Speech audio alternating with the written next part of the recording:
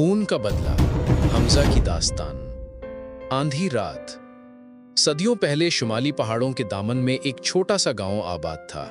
یہاں لوگ سادہ زندگی گزارتے، کھیتی باڑی کرتے اور اپنے جانور پالتے۔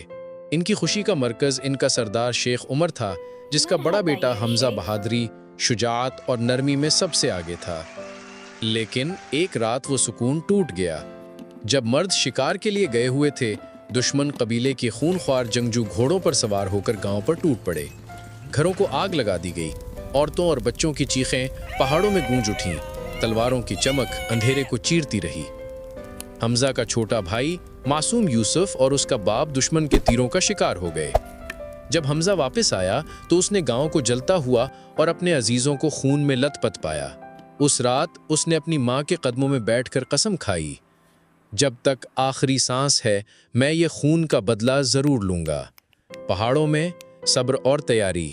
بدلے کی آگ حمزہ کے دل میں جلتی رہی، مگر اس نے جلد بازی نہیں کی۔ وہ جانتا تھا کہ صرف غصہ جنگ نہیں جیت سکتا۔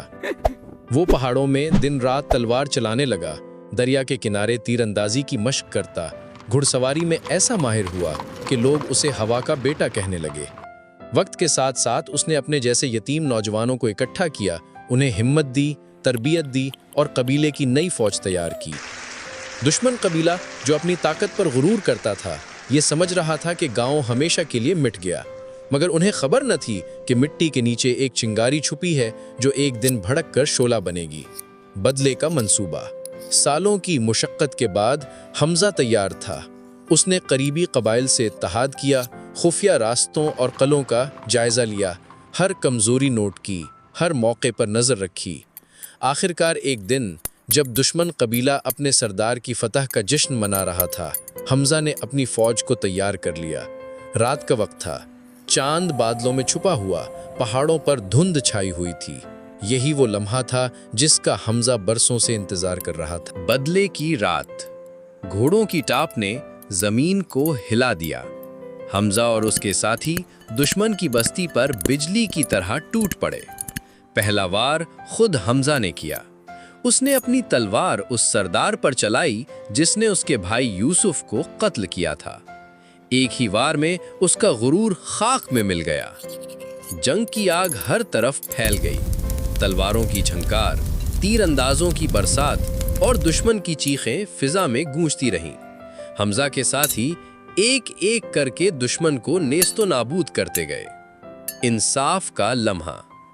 جب لڑائی ختم ہوئی تو دشمن کا کوئی بڑا شخص باقی نہ بچا۔ حمزہ نے زندہ بچ جانے والوں کو قیدی بنایا، مگر عورتوں اور بچوں کو نقصان نہ پہنچایا۔ اس نے کہا، میں وحشی نہیں ہوں، میں انصاف لینے آیا ہوں۔ لوگ حیران تھے کہ جس کا پورا قبیلہ تباہ ہوا، وہ دشمن کے معصوم بچوں کو بخش رہا ہے۔ یہ وہ فرق تھا جو انتقام اور انصاف میں ہے۔ انجام۔ صبح کا سورج طلوع ہوا تو دشمن کا غرور مٹی میں مل چکا تھا۔ حمزہ اپنے تباہ شدہ گاؤں کے کھنڈرات پر کھڑا تھا۔ اس کی آنکھوں میں آنسو تھے، کیونکہ بدلہ لینے کے بعد بھی اس کے باپ اور بھائی واپس نہ آئے۔ اس نے اپنی ماں کے سامنے جا کر کہا، ماں، بدلہ پورا ہوا، لیکن دل کا زخم کبھی نہیں بھرے گا۔ سبق۔